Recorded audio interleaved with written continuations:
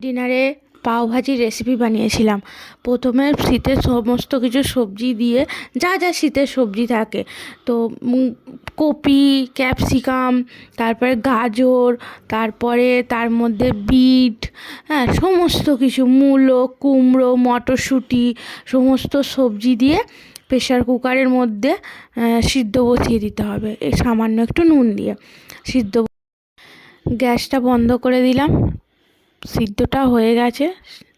তারপরে ওটা নামিয়ে নিয়ে ভালো করে প্রেশার কুকারের মুখটা খুলে কড়াইয়ের মধ্যে ভালো করে প্রেশার কুকারের মধ্যেই ভালো করে মেশ করে নিয়ে তারপর কড়াইয়ের মধ্যে দিয়ে খুব ভালো করে মিশিয়ে নিতে হবে, একদম খুব ভালো করে মেশাতে হবে।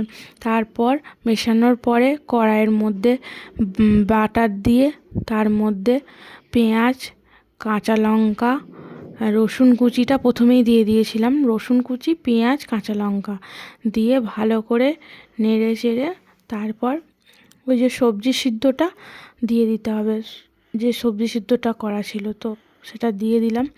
দিয়ে দেওয়ার পরে খুব ভালো করে আরও ভালো করে মিশিয়ে নিতে হবে জিনিসটাকে।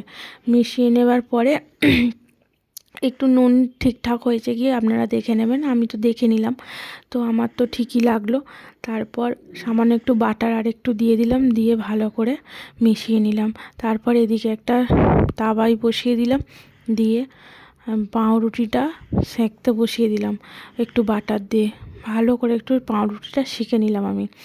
সেঁকে নেবার পরে সেটাকে সুন্দর করে প্লেটে সাজিয়ে দিলাম। আপনাদের কেমন লাগে একটু বলবেন, লাইক, কমেন্ট, সাবস্ক্রাইব একটু করবেন।